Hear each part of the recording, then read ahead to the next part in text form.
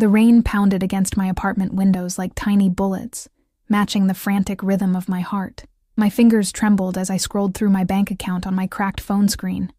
$237.42. Not enough, never enough. In the corner of my cramped studio, Lily slept peacefully in her second-hand crib, her tiny chest rising and falling, oblivious to our precarious existence. I pressed my palms against my tired eyes, the exhaustion of working double shifts at the downtown bistro settling deep in my bones. 6 months of running. 6 months of looking over my shoulder. 6 months of praying that Matteo Visconti would never find us. The memory of our first meeting still burned in my mind like a hot iron. I was catering a private event at the Rialto, an exclusive restaurant nestled in the heart of the city, reserved that night for what I'd been told was a private business gathering. What they'd failed to mention was that the business was decidedly illegal, and the man at the center of it all would change my life forever. I'd been carrying a tray of champagne flutes when I first saw him. Matteo Visconti.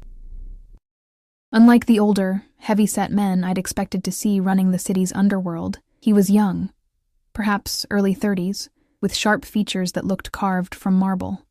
His tailored black suit probably cost more than my yearly rent, and his presence commanded the attention of every person in the room. Even from across the crowded space, I felt the weight of his gaze like a physical touch. "More champagne, table 7, my manager had hissed, snapping me from my trance. "And for God's sake, Ellie, don't stare at the guests." I moved through the room, distributing drinks with practiced efficiency, all while feeling his dark eyes tracking my movements. When I reached his table, my hands betrayed me. The tray tilted, sending a cascade of golden liquid directly onto his immaculate suit jacket. I'm so sorry," I stammered, mortification washing over me in hot waves. "Please, let me—" His hand caught my wrist as I frantically tried to dab at the stain with my serving napkin. His touch was gentle but firm, a contradiction that matched the expression in his eyes, something between amusement and curiosity. "It's just fabric," he said, his voice a low, rich timbre that sent an involuntary shiver down my spine. "What's your name?" Ellie Hayes." He released my wrist, but not my gaze. "Ellie Hayes," he repeated, as if testing how my name felt on his tongue. I'll remember that. I didn't understand the weight of that promise until later, much later. What followed was a whirlwind I could never have anticipated. After that night, Matteo appeared at the restaurant frequently, always requesting my section. He left excessive tips that helped ease the constant financial pressure crushing me. He asked questions about my life, my dreams, my struggles, and I answered, naively flattered by the attention of a man who seemed genuinely interested in the mundane details of my existence. I didn't know who he really was then. Or perhaps I did, on some level, but chose to ignore the signs. The way other staff members fell silent when he entered, the deference shown by the restaurant owner, the ever-present shadow of his driver, Shaw's bodyguard, waiting by the sleek black Bentley outside. His first gift arrived after I'd mentioned my ancient laptop was dying, a brand-new MacBook delivered to my apartment address I never remembered giving him. When I tried to return it, insisting it was too expensive, he simply said, "I have the means to make your life easier, Ellie. Why wouldn't I use them?" Each barrier I put up, he dismantled with patience and persistence. Each time I pulled away, he drew me back with kindness and understanding, or what I mistook for kindness and understanding. By the time I learned who Matteo Visconti truly was, the heir to the Visconti crime empire, a man whose business dealings left bodies in their wake, I was already falling for him, and by the time I realized how dangerous that fall would be, it was too late. I was ensnared in a gilded cage of my own making. Our affair lasted 3 intoxicating months, 3 months of expensive dinners in private rooms of exclusive restaurants, 3 months of being whisked away to his penthouse apartment with its panoramic views of the city skyline, 3 months of feeling like Cinderella, all while ignoring the clock that was inevitably ticking toward midnight. Reality came crashing down the night. I overheard a conversation I was never meant to hear. I'd arrived early at his penthouse. He'd given me a key, another invisible chain binding me to him. Voices drifted from his home office, the door slightly ajar. "The Moretti problem needs to be handled," a man's voice said. "They're moving product through our territory." "I don't want a war," Matteo replied, his voice colder than I'd ever heard it. "But I want a message sent. Take out the younger brother. Make it public." "Consider it done, boss." My blood turned to ice as I backed away from the door. This wasn't a business discussion about real estate or investments as he'd led me to believe. This was an order for murder, delivered with the same casual tone someone might use to order dinner. That night, I smiled through dinner, laughed at his jokes, and let him make love to me on sheets that probably cost more than my monthly salary. All while my mind raced with plans of escape. The next morning, I withdrew every cent from my meager savings account and disappeared. I left my apartment, my job, and the life I'd built in the city. I changed my phone number and email address.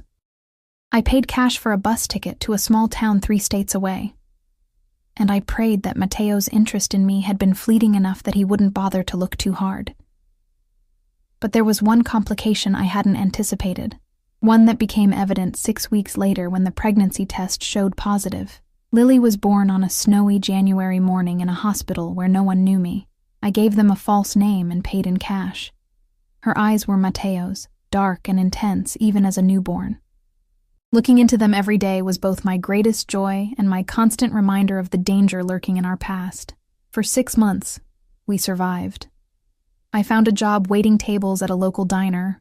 I rented a tiny studio apartment above a laundromat. I made exactly one friend, my elderly neighbor, Mrs. Patel, who sometimes watched Lily when my shifts overlapped with daycare closure. We lived simply, invisibly, and I almost convinced myself we were safe.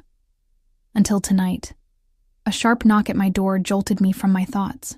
I froze, my eyes darting to the clock, 11:47 p.m. Too late for a casual visitor, too precise for a drunk neighbor at the wrong door. I moved silently to Lily's crib, my heart hammering against my ribs. She slept peacefully, one tiny fist curled against her cheek.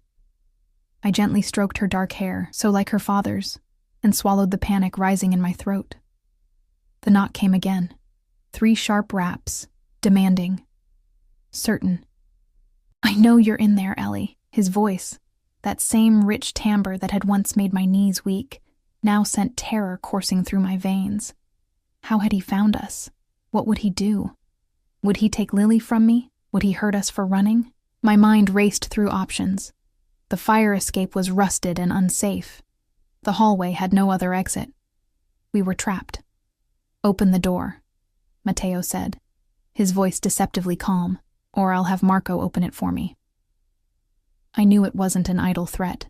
I'd seen the size of his bodyguard's hands. With trembling fingers, I slid the chain lock into place. A laughable defense, but all I had, and cracked the door open as far as the chain would allow. And there he stood, as devastatingly handsome as the day I'd first spilled champagne on him. His black wool coat was dusted with rain droplets that glittered under the hallway's fluorescent lights. His hair was longer than I remembered, curling slightly at the collar of his shirt. But his eyes, those eyes that had once looked at me with desire and something I'd foolishly mistaken for love, now burned with a cold fury that made me step back. 6 months, he said quietly. 6 months of searching. Did you really think I wouldn't find you? Before I could respond, a soft whimper came from behind me. Lily was awake, stirring in her crib as if sensing the tension permeating our small sanctuary. Matteo's eyes shifted past me, widening slightly as understanding dawned on his face. "Open the door, Ellie." His voice had changed, an undercurrent of something dangerous threading through it. "Now." My hand shook as I unlatched the chain, knowing I was opening the door to more than just the man in the hallway. I was opening the door to our past, to all the secrets I'd kept, to a future I couldn't predict. Matteo stepped inside, his presence immediately making my small apartment shrink around us. His eyes never left the crib in the corner. Without looking at me, he moved toward it with slow, deliberate steps. I followed, my body tense with the primal instinct to protect my child. "Matteo, please." He stopped at the edge of the crib, looking down at Lily, who stared back at him with his own eyes. For a long moment he said nothing. Then he reached down, his large hand gentle as he stroked one finger along her cheek. How old? He asked, his voice barely above a whisper. 6 months, I admitted, the truth hanging heavy between us. He turned to me then, his expression a storm of emotions I couldn't fully decipher. Anger, certainly. Betrayal. But something else too, something that looked almost like wonder. You hid my child from me. It wasn't a question. I was scared, I whispered. His jaw tightened. You should have been scared of running. He looked back at Lily, who had curled her tiny fingers around his index finger, unaware of the significance of this moment, of the dangerous man whose blood ran through her veins. You should have known I would find you both. He lifted Lily from the crib with surprising gentleness, cradling her against his chest as if he'd done it 1,000 times. She didn't cry or fuss, merely regarded him with curious eyes that matched his own. Pack your things, he said, his eyes meeting mine with an intensity that left no room for argument. Both of you belong to me, and I'm taking you home. The finality in his voice sent a chill through me. I knew then that our brief taste of freedom had come to an end. The life I'd built for us, fragile as it was, had just collapsed, and the man standing before me, holding our daughter with possessive tenderness, had no intention of ever letting us go again. We're not going anywhere, I said, struggling to keep my voice steady. This is our home. Even as the words left my mouth, I knew how pitiful they sounded. Our home was a 450-square-foot studio with water stains on the ceiling and a perpetually dripping faucet. The kind of place Mateo would typically enter wearing gloves. He looked around, his expression unreadable. This is what you chose over me, over the life I could provide? I chose safety, I whispered. For her. His eyes snapped back to mine, darkening with anger. Safety? You think I wouldn't protect my own child? My own, he paused, adjusting Lily in his arms as she began to fuss. My own family? The word hung in the air between us like smoke. Family. A concept so loaded with meaning, with expectations, with danger. You have 5 minutes, he said, his tone brooking no argument. Pack whatever you need for tonight. Anything else can be replaced. And if I refuse? His smile didn't reach his eyes. Don't make this harder than it needs to be, Ellie. You know I always get what I want. I did know. It was one of the first things I'd learned about Matteo Visconti. His world operated by different rules. Rules he created, enforced, and changed at will. Rules that had once made me feel protected, but now felt like shackles. Lily began to cry in earnest, tiny fists waving in the air. I reached for her instinctively, but Matteo turned slightly away, shifting her in his arms with surprising competence. Shh, he murmured, his deep voice softening as he spoke to her. It's all right, Piccola. Papa's here now. The sight of him holding our daughter, this man who ordered executions as casually as dinner, sent a confusing mix of emotions coursing through me. Fear, certainly. Anger at his intrusion into our carefully constructed life. But something else too, something I was ashamed to acknowledge. Relief. Relief that the running was over. Relief that I no longer had to carry the weight of our survival alone. She needs to be fed, I said, holding out my arms. Matteo studied me for a moment before carefully transferring Lily to me. Our fingers brushed in the exchange, and I felt the same electric current that had always sparked between us. 6 months apart hadn't diminished it in the slightest. As I settled into the threadbare armchair to feed Lily, Matteo turned away, giving us a moment of privacy that surprised me. He moved to the window instead, peering out through the blinds at the rain-slicked street below. Your building has no security, he said, his voice tight with disapproval. No cameras. The lock on your door could be picked by a child. Anyone could walk in here. No one has reason to, I replied. We're nobody here. He turned, his expression fierce.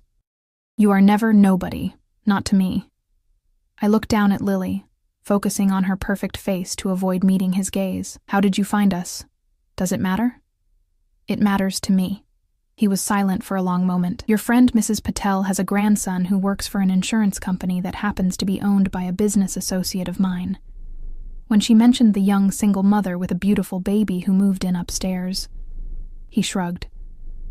The world is smaller than you think, Ellie. My stomach twisted. Mrs. Patel. The sweet elderly woman who brought me homemade chai and called Lily Little Dumpling. I'd thought we were safe with her, that she was just a lonely widow who enjoyed the company. I'd never imagined she would be the thread that unraveled our new life. She had no idea who I was looking for, or why, Mateo added, reading the betrayal on my face. Don't blame her. Lily had drifted back to sleep at my breast. I adjusted my clothing and stood, moving to place her back in her crib. Mateo watched every movement like a hawk. She has your eyes, I said softly, unable to deny him this truth.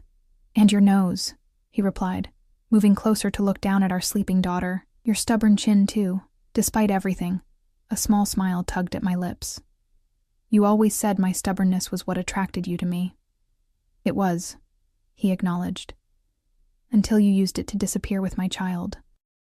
The moment of warmth evaporated.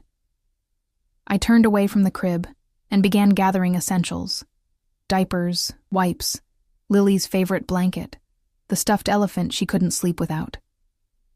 I moved mechanically, my mind racing. There had to be a way out of this, a way to convince him to let us go. Where are you taking us? I asked, zipping Lily's diaper bag. Home. Your penthouse isn't a home for a baby. His jaw tightened. I've made arrangements. The thought of what arrangements might entail coming from a man like Mateo sent a fresh wave of panic through me. I thought of the conversation I'd overheard, the casual order for a man's death. What kind of father would he be to our daughter? What kind of life would she have, surrounded by violence and crime? I can't go with you, I said, my voice barely above a whisper. Mateo moved toward me, closing the distance between us until I could smell his cologne, the same expensive scent that used to cling to my skin after nights in his bed. He reached up, tucking a strand of hair behind my ear with a gentleness that belied the hardness in his eyes. You ran from me once, Ellie. I won't allow it to happen again. His fingers trailed down my cheek in a touch that was both a caress and a warning, especially not with my daughter. I forced myself to meet his gaze. She has a name. It's Lily. Something flickered across his face. Lily, he repeated, testing the name. It's pretty, but her full name will be Liliana Visconti. The casual way he claimed her, renamed her, integrated her into his world without consultation, sent a surge of defiance through me. Her last name is Hayes, like mine. His smile was cold, for now. A sharp knock at the door interrupted whatever response I might have made. Mateo didn't look surprised. That would be Marco, he said. Time to go. Reality crashed over me. This was happening. He was taking us. The life I'd built, meager as it was ending tonight. Wait, I pleaded. At least let me leave a note for my boss. And Mrs. Patel will worry if we just disappear. Already taken care of. As far as anyone in this town is concerned, you received a job offer in another state and left to pursue it. His expression softened fractionally at my shocked look. I'm not a monster, Ellie. I don't want to destroy your reputation here. You might need these connections again someday. The implication that I might one day return to this life hung unspoken between us. A permission he might grant if I behaved, if I submitted to his will, a leash he could yank if I strayed too far. The door opened without a knock, and Marco stepped inside. He was as I remembered, tall, broad, with a face that seemed permanently set in a scowl. His eyes swept the apartment, assessing threats out of habit, before landing on me. Ms. Hayes. He nodded, his voice gruff but not unkind. Good to see you again. Wish I could say the same, I muttered. Mateo's lips quirked into something almost like a smile before he schooled his features. Take the bags, Marco, and have someone come tomorrow for anything else of value.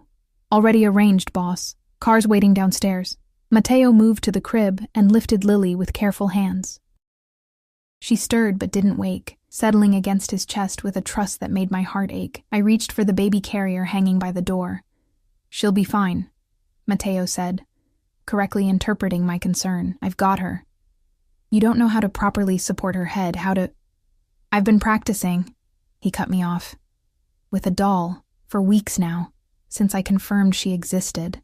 His eyes met mine, burning with an intensity that made me step back. Did you really think I wouldn't prepare to be a father once I knew? The image of Matteo Visconti, feared crime boss, ruthless businessman, practicing how to hold a baby with a doll, was so incongruous that I almost laughed. Instead, I bit my lip and followed him toward the door. The hallway was empty, the building silent save for the distant sound of a television from one of the other apartments. Marco led the way, Matteo followed with Lily, and I came last, feeling more like a prisoner than a mother. The night air was cool against my skin as we stepped outside. Rain had given way to mist, wreathing the streetlights in halos of gold. A sleek black Bentley idled at the curb, its engine a quiet purr in the stillness. Another man in a dark suit opened the rear door as we approached. Matteo carefully maneuvered inside with Lily, then turned, extending his hand to help me in. I ignored it, climbing in under my own power, a small, meaningless act of defiance. The car's interior was exactly as I remembered.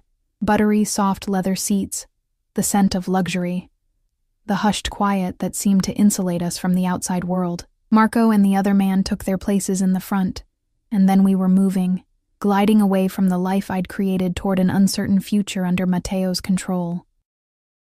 I watched my apartment building disappear from view, a hollowness expanding in my chest.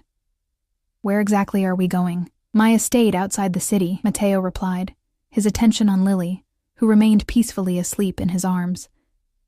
It's more suitable for a child than the penthouse. More secure, too. I'd heard him mention this estate before, but had never seen it. It was his private retreat, a place even his business associates rarely visited. The thought of being taken there, isolated from the world, sent a fresh wave of anxiety through me. For how long? His eyes met mine in the dim light of the car's interior. For as long as it takes, as long as what takes, for you to accept that your place is with me. For you to understand that we are a family now. His voice softened as he looked down at our daughter.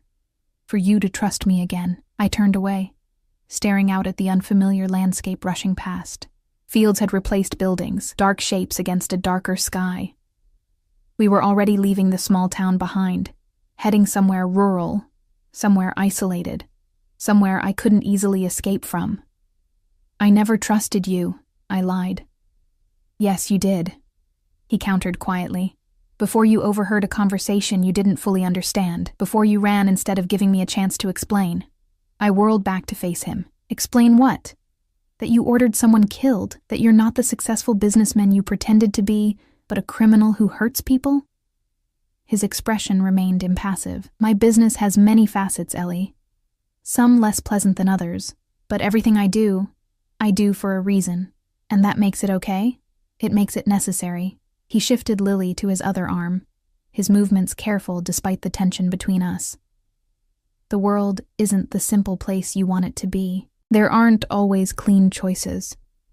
Murder is a pretty clear line, I hissed, keeping my voice low to avoid waking Lily. Is it? He raised an eyebrow. Would you kill to protect her? He nodded toward our daughter. Because I would. Without hesitation.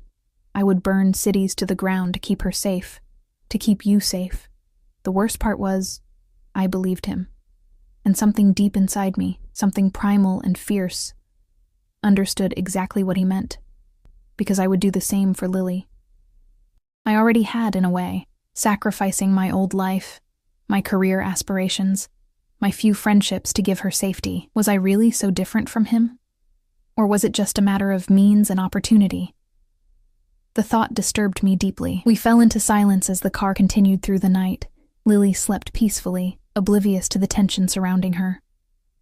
Matteo kept his eyes on her face, studying her features as if memorizing them. I watched them both, this man and the child who bound us together irrevocably. After what seemed like hours, the car turned onto a private road, winding through dense trees that blocked out even the faint moonlight. Security gates appeared out of the darkness, opening silently to admit us. Beyond them, lights glimmered, revealing glimpses of a sprawling mansion set back from the road.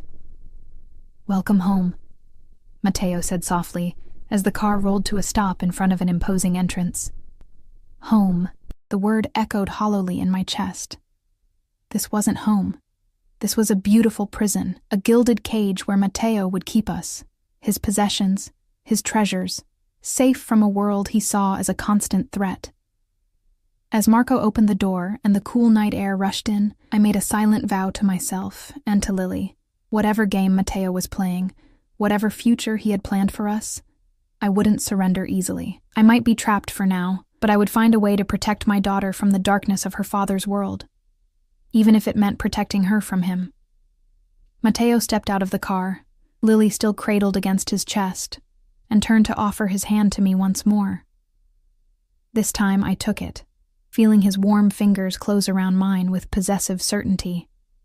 "Both of you belong to me now," he said, his voice low and intense, "and I protect what's mine." The entrance hall of Matteo's estate swallowed us in warm light and cold opulence. Marble floors gleamed beneath a crystal chandelier that cast fractured rainbows across cream-colored walls. The space was cavernous, designed to impress and intimidate visitors. A curved staircase swept upward, its polished banister reflecting the light like liquid gold. "The east wing has been prepared for you and Lily," Matteo said, leading the way across the hall. His voice echoed slightly in the vastness. "It has the best views of the sunrise." I followed silently, hyper-aware of Lily still nestled against his chest.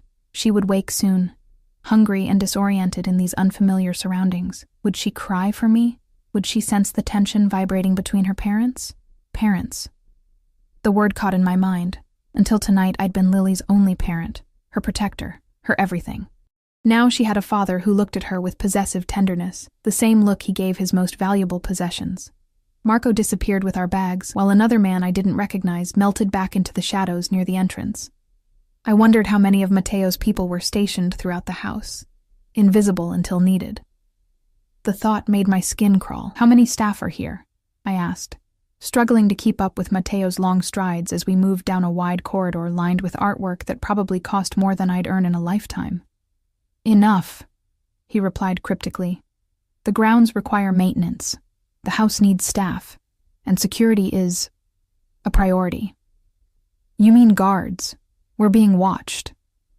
He stopped at an ornate double door, turning to face me. "Not watched, Ellie. Protected. There's a difference. Not from where I'm standing." His eyes softened slightly as they moved over my face. "You're exhausted.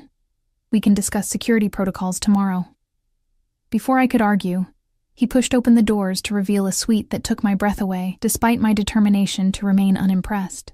The sitting room was painted a soft sage green, with comfortable-looking furniture arranged around a marble fireplace where flames already danced. Fresh flowers sat in crystal vases on side tables, their scent delicate and soothing. Beyond, I glimpsed a bedroom with a massive four-poster bed draped in cream-colored linens. But it was the third room that made me freeze in the doorway. A nursery, perfect in every detail. I moved toward it as if in a trance, taking in the pale yellow walls, the white crib with its canopy of sheer fabric, the changing table stocked with supplies, the rocking chair by the window overlooking what would be gardens in the daylight. A mobile of delicate stars and moons hung over the crib, turning gently in the air current from the doorway. "When did you do this?" I whispered, running my fingers over the soft blankets folded at the foot of the crib. "I started it 3 months ago," Matteo said, coming to stand beside me.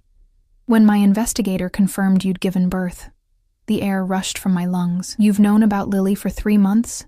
You've been watching us all this time?" "Not watching. Waiting." He shifted Lily in his arms as she began to stir, her little face scrunching with the prelude to waking. Preparing. Preparing for what? His eyes met mine, dark and intense. "To be a father. To bring you both home where you belong." Before I could respond, Lily's eyes fluttered open. She looked up at Matteo, confusion clouding her expression for a moment, before her face crumpled, and she began to cry. I reached for her instinctively, and this time Matteo surrendered her to my arms. "She's hungry," I said, moving to the rocking chair, "and overwhelmed. This is all too much." Matteo watched as I settled into the chair, a strange expression crossing his face, something almost like vulnerability, gone so quickly I might have imagined it. "I'll give you privacy," he said, turning toward the door. "There's food in the small refrigerator behind the changing table, clothes in the dresser. Everything you should need for tonight." He paused at the threshold, looking back at us. "Rest, Ellie. We have much to discuss tomorrow." The door closed behind him with a soft click that somehow felt more final than a slam. I looked down at Lily, now contentedly nursing, her eyes heavy-lidded with returning sleep. "What are we going to do?" I whispered, stroking her downy hair. "What am I going to do?" Only her gentle breathing answered me. After she fell back asleep, I placed her in the crib, trying to ignore how perfectly she fit there, as if it had been made to her exact measurements. Perhaps it had been. The thought was both touching and terrifying. I explored our new prison while she slept. The suite was larger than my entire apartment, with the sitting room, bedroom, nursery, and a luxurious bathroom with a soaking tub I could actually stretch out in. Everything was tasteful, expensive, and clearly chosen with care. My favorite shade of green on the walls. The exact firmness of pillow I preferred on the bed. Lily's favorite stuffed elephant already placed in her crib, though I hadn't unpacked it yet. Details I'd mentioned to Mateo during our time together. Casual preferences I'd expressed in passing conversation, all remembered and implemented in this space. It was thoughtful. It was thorough. It was absolutely terrifying. I tried the door to the hallway, unlocked. But where would I go? I had no idea where we were. No phone, no money, no transportation, and Mateo's security undoubtedly had instructions to keep me on the property. The windows were next.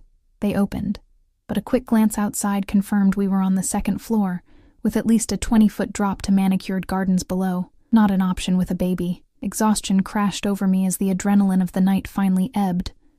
I sank onto the edge of the bed, my head in my hands. I needed to think, to plan, but my mind felt wrapped in cotton, sluggish with fatigue and overwhelm. Just for tonight, I decided. I would rest tonight, gather my strength, and begin figuring out our next steps tomorrow. I showered in the opulent bathroom, the hot water and expensive products a luxury I hadn't experienced in months. Clean clothes waited for me, silk pajamas in exactly my size. I pulled them on, trying not to think about how Mateo knew my current measurements. I checked on Lily one more time, watching her chest rise and fall with peaceful breaths, before crawling into the massive bed. The sheets smelled of lavender and felt like heaven against my skin. Despite my determination to stay awake, to keep vigil, exhaustion pulled me under almost immediately. I woke to sunlight streaming through the windows and the sound of Lily's morning babble. For a moment, confusion reigned, the luxurious surroundings so different from our tiny apartment. Then memory crashed back, and with it, dread. Mateo. The estate. Our capture disguised as a homecoming. I hurried to the nursery, expecting to find Lily alone in her crib. Instead, I froze in the doorway. Mateo sat in the rocking chair, Lily on his lap. He was dressed impeccably in what appeared to be casual wear for him. Dark trousers and a crisp white shirt with the sleeves rolled up to reveal strong forearms. He was speaking to her in a low voice, in Italian, his expression softer than I'd ever seen it. Lily looked up at him, fascinated by this new person, her tiny hands reaching for his face. As I watched, she grabbed his nose, and to my shock, Mateo laughed, a warm, genuine sound I'd rarely heard from him. The scene was so domestic, so normal, that for a moment I could almost forget who he was, what he was. Then he looked up and saw me, and the mask slipped back into place. Not completely, but enough that I remembered the danger beneath the surface. "Good morning," he said, his voice gentle. "We were trying to let you sleep." I moved into the room, unable to hide my surprise. "How long have you been with her?" "About an hour." She was awake but not crying. I heard her on the monitor. He nodded toward a device on the side table that I hadn't noticed the night before. "You have a baby monitor in your room?" "I have monitors everywhere important." His eyes never left my face. "And nothing is more important than what happens in this room." The implication sent a chill down my spine, despite the warmth in his voice. Nothing happened in this house without Mateo's knowledge. Nothing. "She'll need to be changed and fed," I said, reaching for Lily. To my surprise, he stood and transferred her to my arms without protest. "I've already changed her," he said, and I noticed for the first time the fresh diaper. "But I can't help with feeding, obviously." I stared at him. You changed her diaper? A flash of irritation crossed his face. I'm not incompetent, Ellie. I told you I've been preparing. Preparing to change diapers wasn't exactly what I'd expect from... I trailed off, unsure how to finish. From a monster? He supplied, his voice hardening slightly. Is that how you see me? I busied myself with settling Lily for her morning feeding, using it as an excuse not to meet his eyes. I don't know who you are anymore, Matteo. Maybe I never did. He was quiet for a long moment, and when he spoke again, his voice had lost its edge. I've arranged for breakfast on the terrace once you're finished here. The weather is perfect this morning. It was a peace offering of sorts. I nodded, not trusting myself to speak. 30 minutes? He asked. That should be fine. He moved to the door, then paused, looking back at us. She has your smile, you know. When she's happy, she lights up just like you do. Before I could respond, he was gone, leaving me with a confused jumble of emotions I couldn't begin to untangle. 30 minutes later, dressed in clothes I found in the closet, all new, all my size, all in styles I would have chosen myself, I carried Lily out onto the terrace Matteo had mentioned. The morning air was crisp but pleasant, scented with roses from the gardens that stretched out below us. The estate was even more imposing in daylight, acres of manicured grounds surrounded by forest, with mountains visible in the distance. Isolated, remote, secure. Matteo stood at the stone balustrade, his back to me as he surveyed his domain. He turned at our approach, his eyes warming as they fell on Lily in my arms. Perfect timing, he said, gesturing to a table set for breakfast. A high chair, brand new and top of the line, waited beside it. I thought perhaps we could try her with some mashed banana this morning, unless you've already started her on solids. The normalcy of the question, the careful consideration behind it, threw me off balance again. Yes, actually. She's had banana before. She likes it. He nodded, looking pleased. Excellent. Please sit. I settled Lily into the high chair, while Matteo held my chair for me, an old-world courtesy that had charmed me when we first met. Now it felt like another aspect of control, of ownership. Everything in its proper place. Everyone in their assigned role. A woman I didn't recognize appeared with coffee and a spread of breakfast foods that would have fed 6 people. She smiled at Lily before disappearing back into the house without a word. Who was that? I asked, pouring myself coffee from a silver pot. Elena. She manages the household staff. Matteo prepared a small dish of mashed banana for Lily with practiced ease. You'll meet everyone properly later today. How many people work here? On the estate itself? About 20. Groundskeepers, household staff, security. He placed the dish on the tray of Lily's high chair. Some live on the property. Others commute from the village about 10 miles away. 20 people. 20 witnesses if I tried to leave. 20 pairs of eyes loyal to Matteo. And they all know who I am? What I am to you? I asked, watching as Lily smashed a tiny fist into the banana, more interested in its texture than eating it. Matteo's expression grew serious. They know you are the mother of my child, that you are under my protection, that your comfort and safety are their highest priority. And if I wanted to leave, his jaw tightened. We're not discussing that today. Then what are we discussing? He set down his coffee cup with deliberate care. Our future. Lily's future. The life we will build together. You've planned it all out, haven't you? I couldn't keep the bitterness from my voice. Without any input from me. I've created possibilities, he corrected. A foundation. The details are for us to decide together. As long as those details don't include me leaving. His eyes met mine, dark and intense.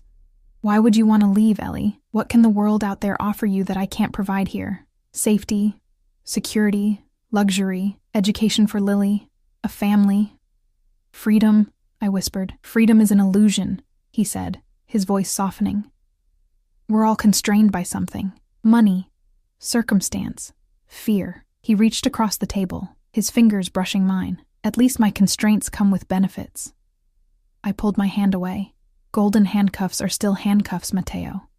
Something flashed in his eyes. Anger? Hurt? It was gone before I could identify it.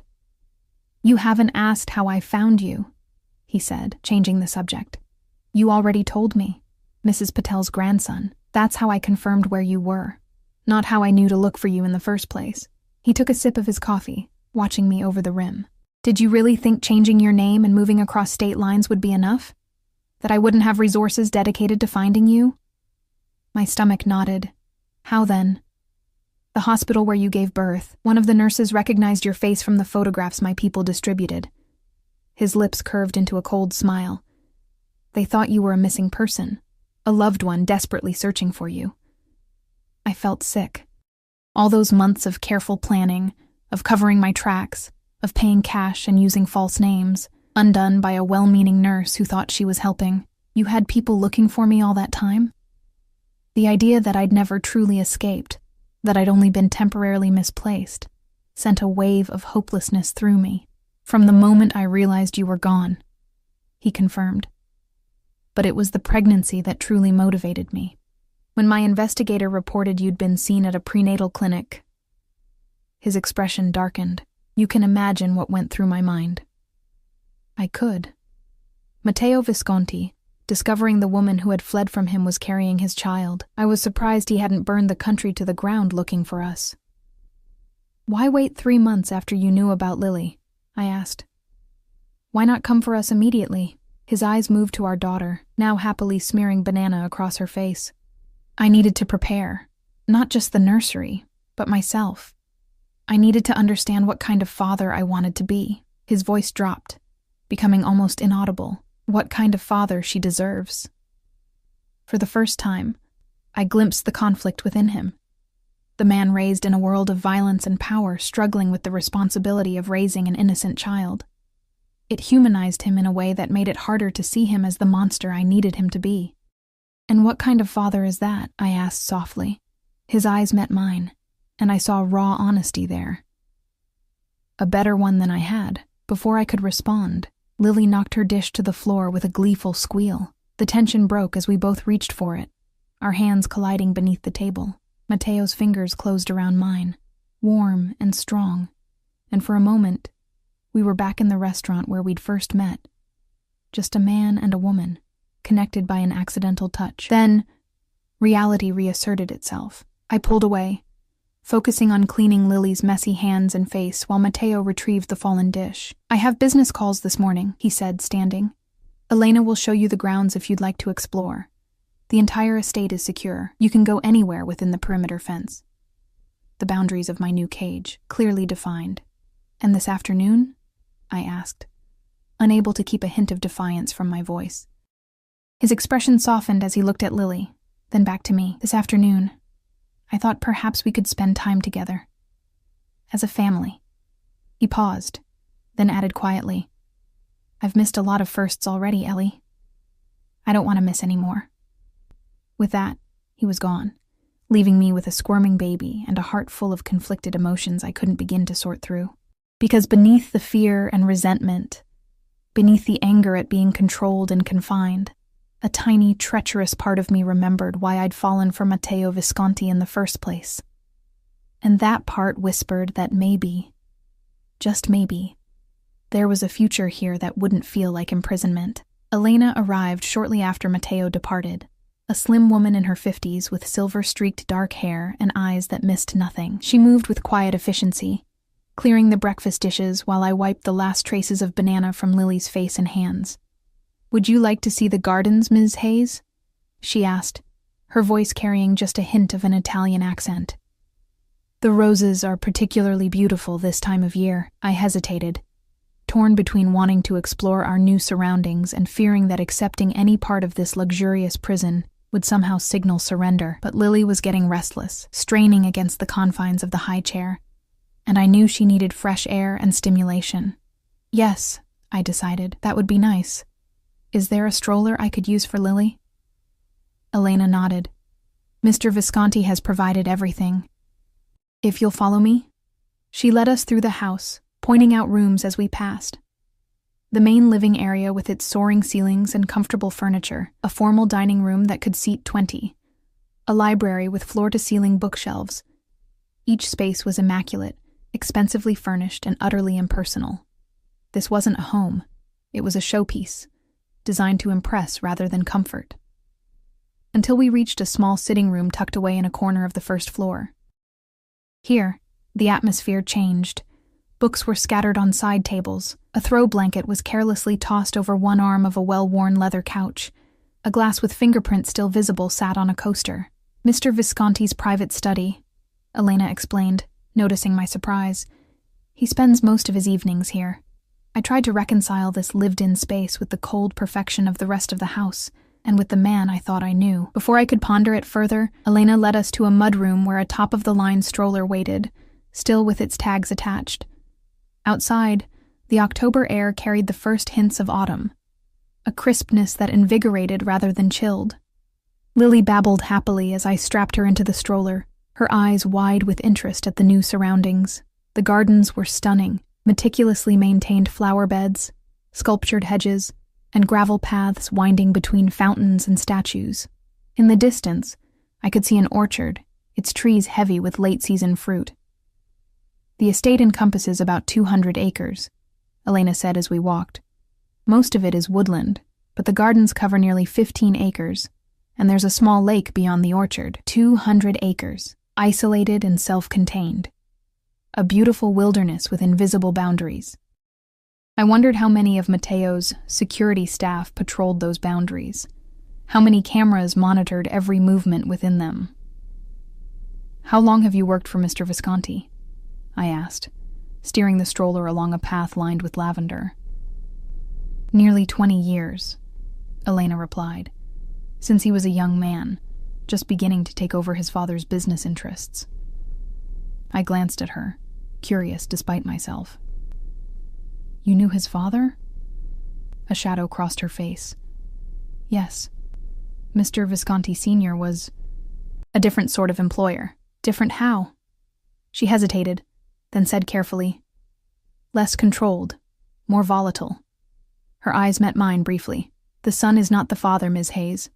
Remember that." Before I could press further, Lily began fussing, ready for her mid-morning nap. Elena guided us back to the house and up to our suite, where I put Lily down in her perfect nursery with its soft yellow walls and gentle mobile. "Would you like lunch on the terrace again or in your sitting room?" Elena asked as I closed the nursery door. "Actually, I'm not very hungry," I said, suddenly overwhelmed by the unreality of the situation, discussing lunch arrangements like a pampered guest rather than a captive. "I think I'll just rest while Lily naps." Elena nodded, her expression unreadable. "Of course. Press the intercom button by your door if you need anything." She paused, then added, "Mr. Visconti asked that you be ready by 2 o'clock. He has something planned for this afternoon." After she left, I sank onto the edge of the bed, my mind racing. Something planned. Another piece of the life he was constructing around us. Another link in the gilded chain.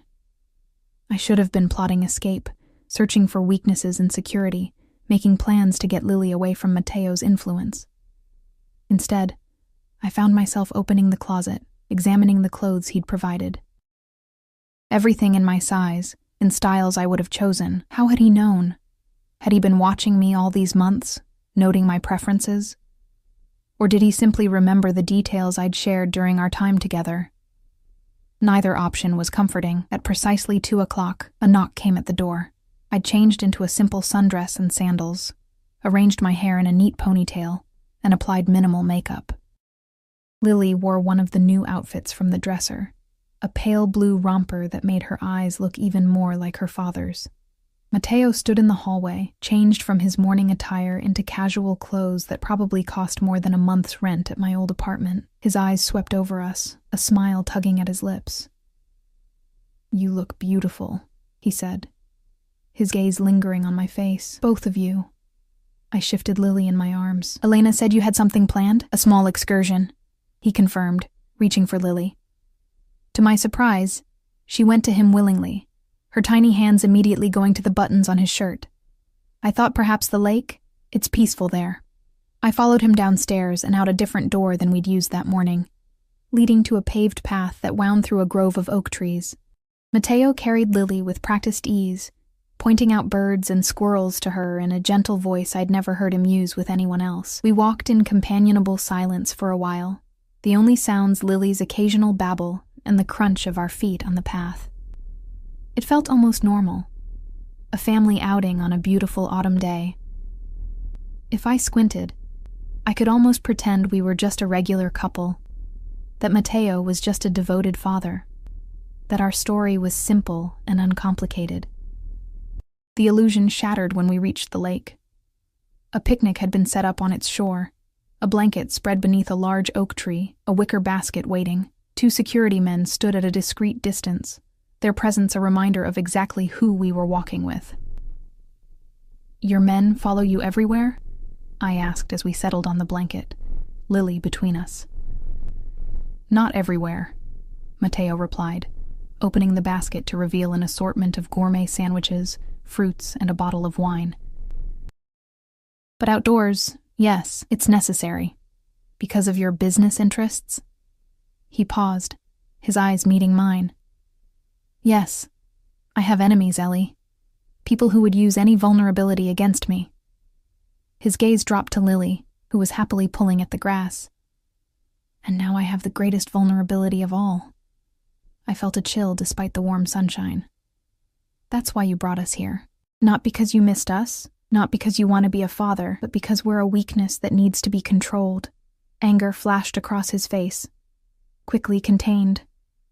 "Is that what you think? That I see my own child as a liability to be managed? Isn't that exactly what you just said?" He took a deep breath, visibly reining in his temper. "What I said is that there are people who would harm her to get to me, people who would harm you. Keeping you here, protected, is not about controlling you, Ellie. It's about keeping you safe. Safe from the enemies you've made through your criminal activities," I countered, keeping my voice low but intense. "Safe from the consequences of your choices." Mateo's jaw tightened. "My choices have given us this." He gestured to the estate around us. "Security, comfort, a future where Lily will want for nothing, except a father she can be proud of." The words hung between us, sharp and wounding. For a moment, raw hurt flashed across Mateo's face before his expression hardened. "And what would make you proud, Ellie?" he asked, his voice dangerously quiet. "A father who struggles to make ends meet, who can't protect his family from the harshness of the world, who watches his child go without, a father who doesn't order murders over dinner." I shot back. "You heard a fragment of a conversation you didn't understand," he said, running a hand through his hair in frustration. "Did you ever consider asking me about it?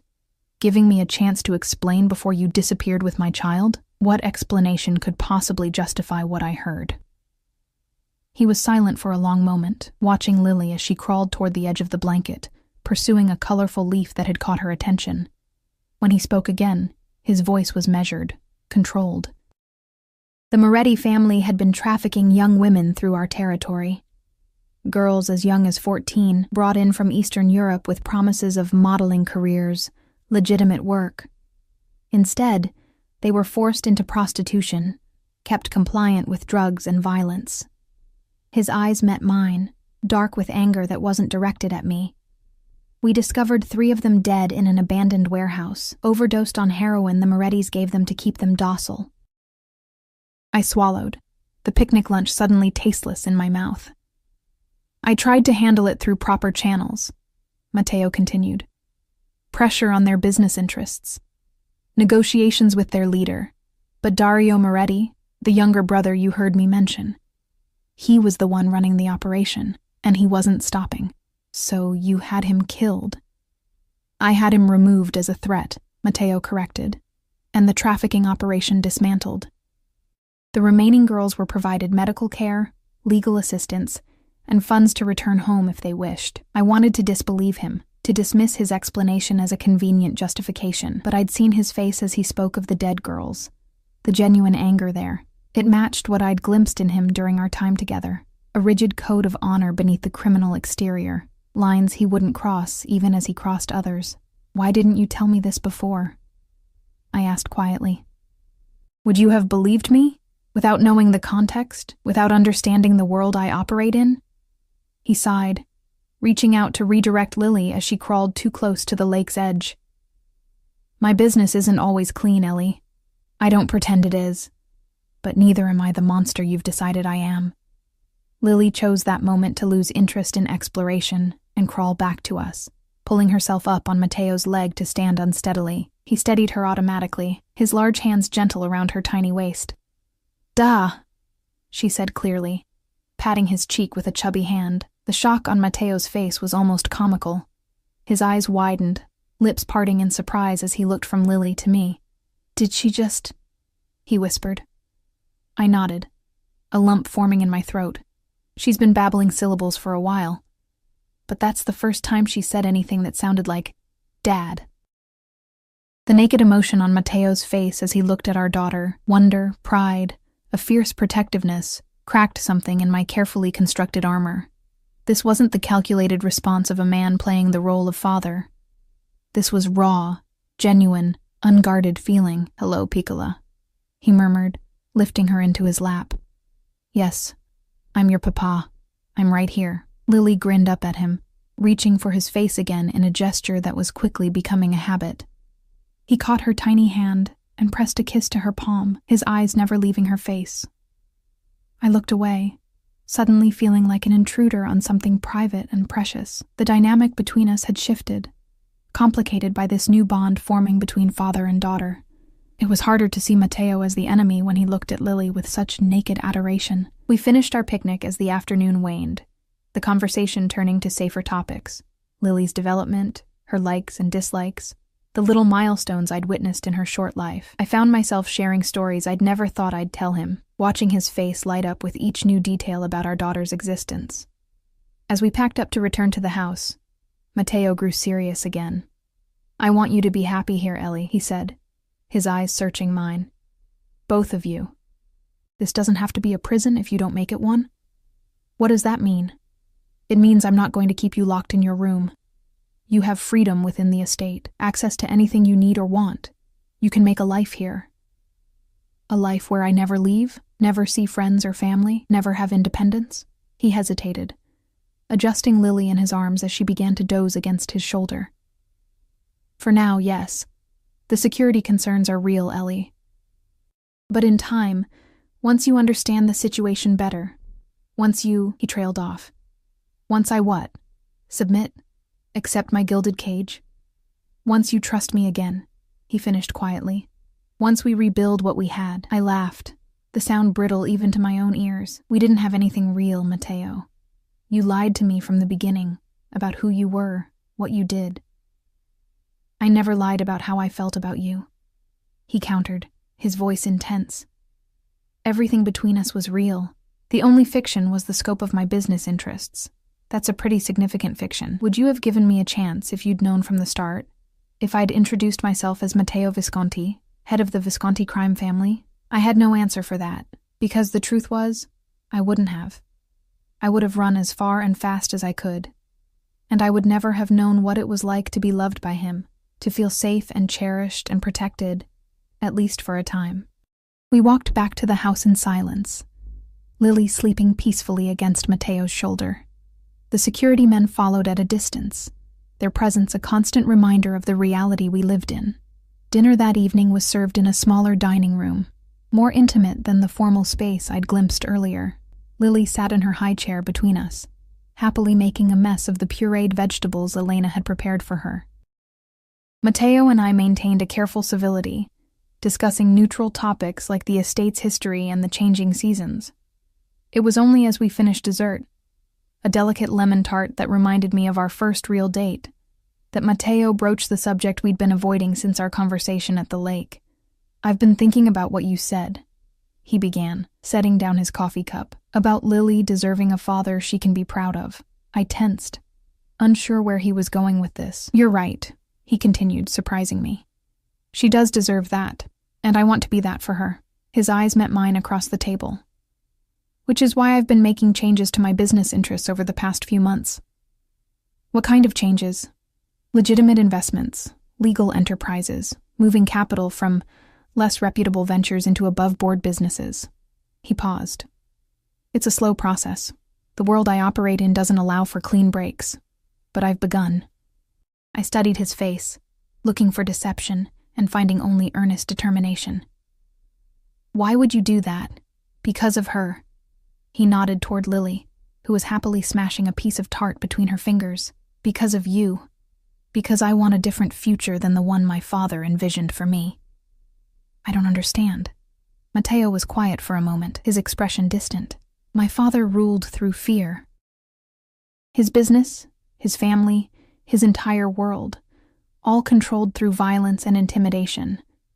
I grew up watching him destroy people who crossed him, including... He hesitated. Including my mother. When she tried to leave with me, I felt a chill at his words. What happened? He found us, brought us back. His eyes met mine, and I saw the shadow of an old pain there. She was never the same afterward, broken in ways I was too young to understand. His voice softened. I don't want that for Lily. I don't want her to fear me, to see me as my father was. And I don't want that for you either. The raw honesty in his voice caught me off guard. For the first time, I glimpsed the wounded boy beneath the powerful man, the child who had witnessed his mother's suffering at his father's hands and carried those scars into adulthood. I'm not your mother, Matteo, I said gently. And you're not your father, aren't I? He asked, his voice barely above a whisper. I found you. I brought you back. I'm keeping you here against your will, telling myself it's for your own protection. The parallel hung between us, uncomfortable in its accuracy. There's a difference, I said after a moment. You haven't hurt me. You've provided for Lily. You're trying to change. He looked up, surprise flickering across his face at what might have been the first words of understanding I'd offered since our reunion. I am trying, he said simply, for both of you. But these changes take time, and until they're complete, until the transition is finished and the threats neutralized, this is the safest place for you and Lily. I wanted to argue, to insist on my freedom regardless of the risk. But as I looked at Lily, happily oblivious to the complexities surrounding her existence, I found myself hesitating. What right did I have to expose her to danger for the sake of my independence? How long? I asked finally. A year. Maybe 18 months for the most significant transitions. His eyes held mine. Give me that time, Ellie. Give us that time. To be a family. To build something real. To create a future Lily can be proud of. It wasn't a small request. A year or more of living under Matteo's protection. In his world. Subject to his rules. A year of watching him with our daughter. Of navigating the complicated feelings his presence stirred in me. But as I looked at him across the table, I saw not the crime boss who had terrified me with his power, but the man who had stolen my heart once, who had remembered my favorite color and the firmness of pillow I preferred, who had prepared for months to welcome our child, who looked at Lily with genuine love and a desperate desire to be better than his own father had been. I need time to think, I said finally, rising from the table. This isn't a decision I can make tonight. Matteo nodded, accepting my response without pushing for more. Take all the time you need, he said, his voice gentle. We're not going anywhere. Weeks passed, and autumn deepened around the estate. The gardens blazed with fiery colors before fading to brown, and morning frost painted the grass silver. I watched the changing seasons from the windows of our suite, from the terrace, from the paths that wound through the grounds, always within the invisible boundaries Matteo had established, always under the discreet but constant watch of his security team. I hadn't given Matteo an answer to his proposal. He hadn't pushed for one. Instead, we fell into an uneasy routine, a strange facsimile of family life. Breakfast together in the mornings before he disappeared into his study for business calls. Afternoons with Lily, sometimes just the three of us. Sometimes with Matteo absent for meetings he never fully explained. Dinner in the evening, with conversation that carefully avoided the most contentious subjects. And every day, I watched him with Lily, watched how he learned her routines, her preferences, her tiny personality quirks, how he adapted his entire schedule around her nap times, how his face softened whenever she reached for him, which she did with increasing frequency. "Da," she would call, arms outstretched, and no matter what he was doing, reviewing documents, speaking on the phone, conferring with one of his men, he would stop and go to her. I tried to maintain my distance, to remember what he was, and what he had done, but it became increasingly difficult as I witnessed the changes in him. The feared crime boss who had terrified me that first night was rarely in evidence now. Instead, I saw a man struggling to reconcile the life he had inherited with the future he wanted to create. One evening, about a month after our arrival, I found him in the nursery after putting Lily down for the night. He stood by her crib, watching her sleep, his expression unguarded in a way it seldom was around me. "She's growing so fast," he said softly as I entered. "I've missed so much already." I moved to stand beside him, looking down at our sleeping daughter. "She knows you now," I offered. "She looks for you when she hears your voice." He nodded, a small smile touching his lips. "I never expected this," he admitted. "To feel this way about someone so small, so defenseless. It changes you," I said, "having a child." "Yes." He turned to me, his eyes searching mine in the dim light. "It does. It makes you want to be better, to create a safer world for them." "Is that what you're doing? Creating a safer world?" He sighed, running a hand through his hair, a gesture I'd come to recognize as a sign of internal conflict. "I'm trying. The transition is complicated. Some of my business associates are resistant to the changes I'm implementing. They see legitimate enterprises as less profitable, more constrained." "And are they?" I asked, curious despite myself. "In the short term, perhaps, but they're sustainable. They don't require constant vigilance against law enforcement. They don't result in blood feuds that last generations." His voice held a weariness I hadn't heard before. "They don't make it impossible to sleep at night." The admission surprised me, the first acknowledgement that his chosen path had costs beyond the practical. I studied his face, noting the faint shadows under his eyes, the tension in his shoulders. "You're not sleeping well," I observed. A rueful smile tugged at his lips. "Occupational hazard, because of the business transition? Partly." His eyes met mine, holding them. "And partly because you're so close, yet still so far away." The rawness of his admission caught me off guard. For weeks, he had maintained a careful distance, never pushing, never presuming. Now, in the quiet of the nursery with our daughter sleeping peacefully beside us, the mask had slipped. "Matteo." "I know," he interrupted gently. "You need time. I understand that. I've taken your choices away, confined you here, asked you to accept a life you never wanted. I don't expect forgiveness, Ellie. But I want you to know that my feelings for you have never changed." Before I could respond, he leaned down and pressed a soft kiss to Lily's forehead, then straightened and moved past me to the door. "Good night," he said quietly, and was gone, leaving me with a tumult of emotions I couldn't begin to sort through. That night marked a shift in our dynamic. Matteo began including me in discussions about the business transitions he was implementing, explaining the complexities of extracting himself from certain enterprises while maintaining the protection his position afforded. I found myself offering suggestions, drawing on my business courses from college, a part of my life I'd nearly forgotten in the chaos of the past year. "You're good at this," he observed one evening as we sat in his study, reviewing plans for a new legitimate investment in a tech startup. "You see angles I miss. I was 3 credits shy of a business degree when I met you," I admitted. "Before I got distracted by a mysterious man who left extravagant tips and asked too many questions."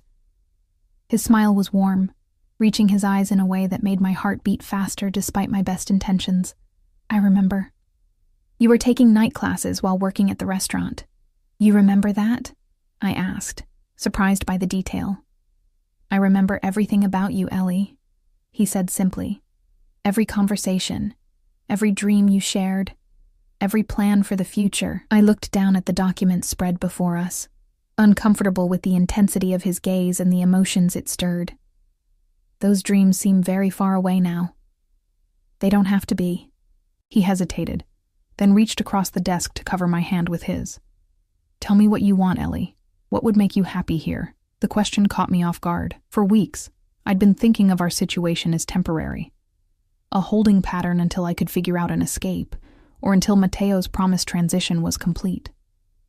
The idea of building a life here, of finding happiness within these gilded constraints, hadn't occurred to me. I don't know, I said honestly. I haven't thought about what I want in a long time. It's always been about survival, about Lily. Think about it now, he urged. Anything within my power to give you is yours. Just name it. I considered his offer, turning it over in my mind. What did I want? Safety for Lily? Yes. But we had that now, in abundance. Financial security, also provided to an extent I could never have achieved on my own, but beyond those basic needs, purpose. I said finally, I need something that's mine, some way to contribute, to use my mind, to feel like more than just an accessory to your life. Matteo nodded slowly, his expression thoughtful. The business degree you never finished, he mused. Would you want to complete it? We could arrange remote classes, tutors if needed. The suggestion sparked something in me. A flicker of the ambition I'd set aside when Lily was born, when survival became my only goal. Maybe. Or maybe something different. I don't know yet. Take time to consider it, he said, giving my hand a gentle squeeze before releasing it. Whatever you decide, I'll make it happen. That night, lying in bed, I allowed myself to truly contemplate the future for the first time since discovering Matteo's true identity. A future where we remained here, where Lily grew up with both parents, where Matteo continued his transition to legitimate business, a future where I might find my own path, separate from, but parallel to his. It wasn't the life I'd envisioned for myself. But as I drifted toward sleep, I had to acknowledge that it might not be as intolerable as I'd first believed. Winter arrived with a sudden snowstorm that blanketed the estate in white. Lily, now nearly 9 months old, pressed her tiny hands against the window glass in wonder, babbling excitedly at the swirling flakes. Her first snow, Matteo said, coming to stand beside us as we watched from the sitting room window. We should take her out in it, let her experience it properly. 20 minutes later, bundled in winter gear I hadn't known was stored in our closets, we ventured onto the terrace.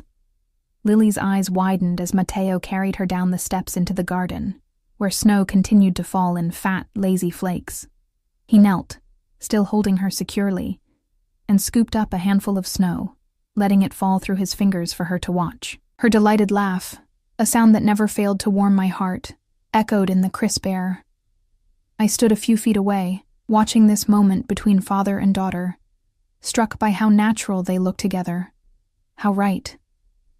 Matteo glanced up, catching me watching them, and smiled. A genuine, unguarded smile that transformed his face. In that moment, he wasn't a crime boss or a captor, or even the complicated man I'd been living with for months. He was simply a father sharing his daughter's joy, and something inside me softened in response. Come here, he called, holding out his free hand to me. She wants you to join us. I hesitated only briefly before moving toward them, taking Matteo's outstretched hand and kneeling beside them in the snow. Lily immediately reached for me, her mittened hand patting my cheek in her familiar gesture of affection. Ma! She exclaimed, a new addition to her limited vocabulary that never failed to make my heart swell. Yes, sweetheart, I said, kissing her cold reddened cheek. Mama's here. As I looked up, I found Matteo watching us, his eyes full of an emotion I wasn't ready to name. Without thinking, I reached out and brushed a snowflake from his eyelash, my fingers lingering against his skin. Thank you, I said softly, for this moment, for letting her experience this. His hand came up to cover mine, pressing it against his cheek. Thank you for sharing it with me, he replied, his voice equally quiet, for letting me be part of her life, of your lives. We stayed like that, connected, until Lily's squirming broke the moment, but something had shifted between us, a thawing that mirrored the snowflakes melting where they touched our warm skin. That evening, after Lily was asleep, I found Matteo in his study, as had become our habit. But instead of business documents spread before him, he had a small velvet box open on his desk. He closed it quickly when I entered, but not before I glimpsed what looked like a ring inside. Ellie, he said, standing. I was just coming to find you. What's that? I asked, nodding toward the box he'd tucked into his pocket. He hesitated, then sighed. Not how I planned this, he muttered, more to himself than to me. Then, meeting my eyes, he said, "It's a gift. For you. But it comes with a question I'm not sure you're ready to hear yet." My heart began to race. "Ask it anyway." He studied my face for a long moment, then slowly withdrew the box from his pocket and opened it. Inside nestled a ring, not the ostentatious diamond I might have expected, but a more elegant design, a deep blue sapphire surrounded by smaller diamonds on a platinum band. "I remember you saying once that you found traditional diamond engagement rings unimaginative," he said quietly, "that you preferred colors, stories, meaning." I stared at the ring, then at him, speechless that he had remembered such a casual comment from our early dating days. "This isn't how I imagined doing this," Matteo continued, his usual confidence giving way to a vulnerability I rarely saw in him. "I had plans. Dinner in the city when it was safe. Perhaps the restaurant where we first met. But watching you today with Lily, seeing you smile at me without fear for the first time in so long," he took a deep breath. "I don't want to wait anymore." He moved around the desk to stand before me, still holding the open box. "I'm not asking you to forget who I am or what I've done. I'm asking you to see who I'm trying to become, for Lily, for you, for myself." His eyes held mine, earnest and intense. "I'm asking you to be my wife, Ellie.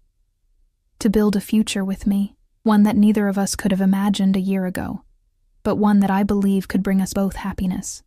I stared at him, my mind racing. 6 months ago, I'd been running from this man, terrified of his power and what he represented.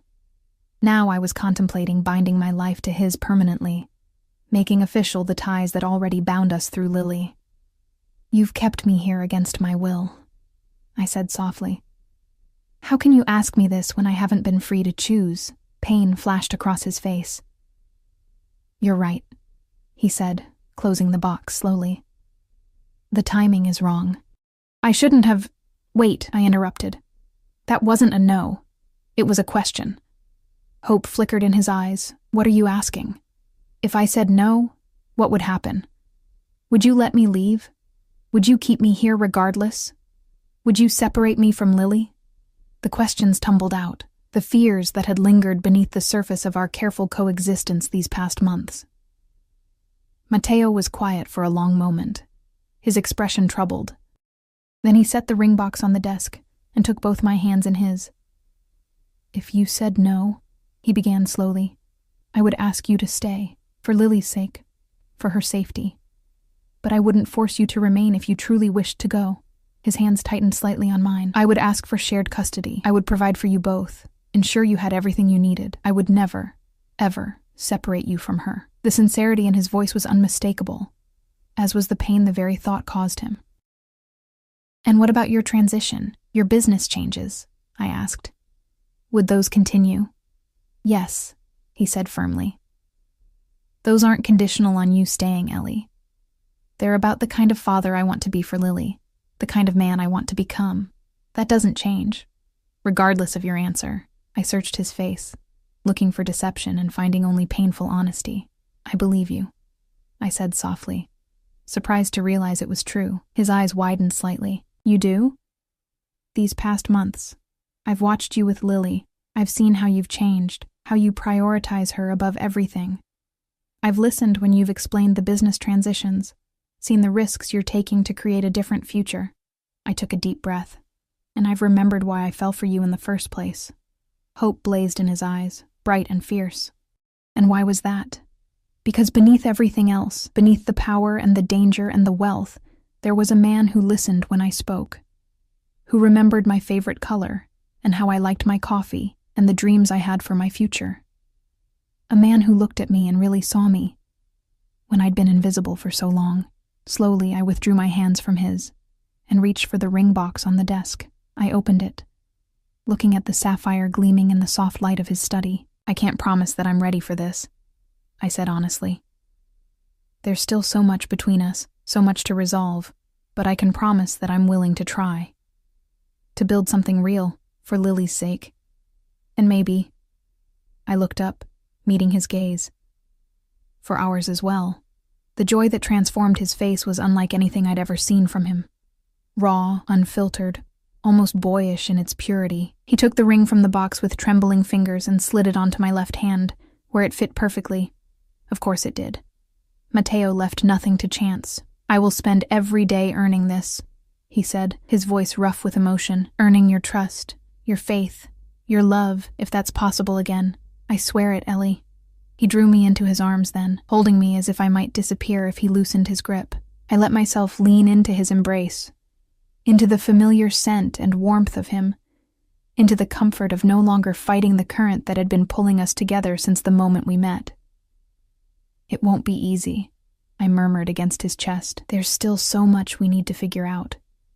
"Nothing worthwhile ever is," he replied, pressing a kiss to the top of my head. "But we have time, and for the first time in my life, I have hope for a future I can be proud of. A future Lily can be proud of." 6 months later, as spring burst into full bloom across the estate, we were married in a small ceremony in the garden. Lily, now walking with the determined waddle of a 15-month-old, scattered rose petals with more enthusiasm than accuracy as Elena helped her down the petal-strewn aisle. Matteo waited for me beneath an arbor laden with climbing roses, his eyes never leaving mine as I walked toward him in a simple white dress that made me feel more beautiful than any couture gown could have. When he took my hands in his, I felt not the grip of a captor, but the touch of a partner, someone who had proven day after day his commitment to the promises he'd made.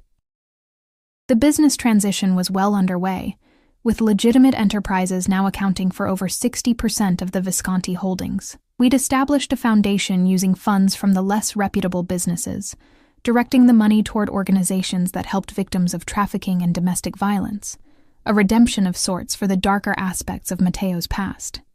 I had returned to school, completing my business degree through online courses, and now helping manage the legitimate side of the Visconti enterprises. It gave me purpose, independence within our shared life, a way to use my mind and skills that fulfilled me in ways I hadn't expected. Security remained tight around the estate, around our family. Some threats from Matteo's past persisted.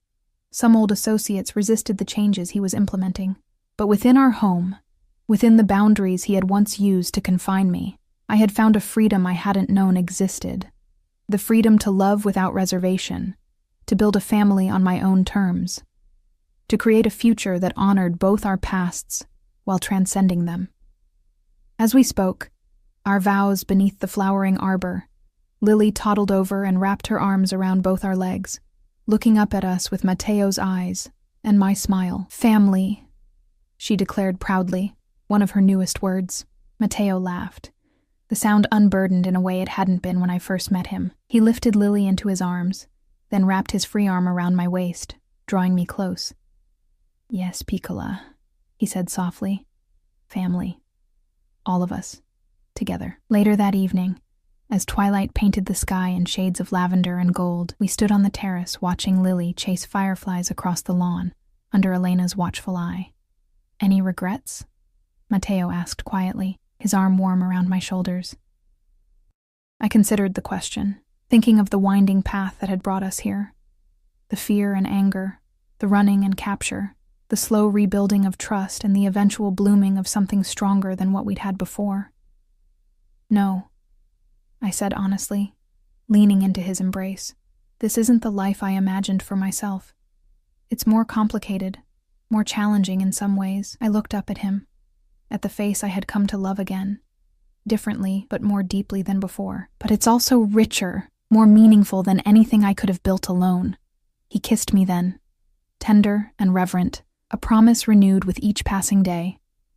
When we parted, his eyes held mine with the intensity that still made my heart race after all this time. "I told you once that both of you belonged to me," he said softly. "I was wrong. We belong to each other. All of us. Together." As Lily's delighted laugh floated up from the garden, as the first stars appeared in the deepening blue of the evening sky, I knew he was right. What had begun as captivity had transformed into choice. What had been forced had become freely given. And the man who had once been my greatest fear had become my greatest love. Complicated, flawed, but fiercely devoted to creating a future we could all be proud of. A future where our daughter would grow up knowing only the strength of her father's love, not the darkness of his past. A future we would build together, day by day, choice by choice. In the end, he had claimed us both, as he'd vowed that rainy night so long ago. But in doing so, he had given himself to us as well, completely, irrevocably, and with a love that had transcended the boundaries of the world he came from, and the one I'd tried to build without him. As we stood together on the terrace of what had truly become our home, watching our daughter's joy in the simple magic of fireflies and twilight, I knew with absolute certainty that I wouldn't change a single step of the journey that had brought us here. Both of us had found where we belonged, together.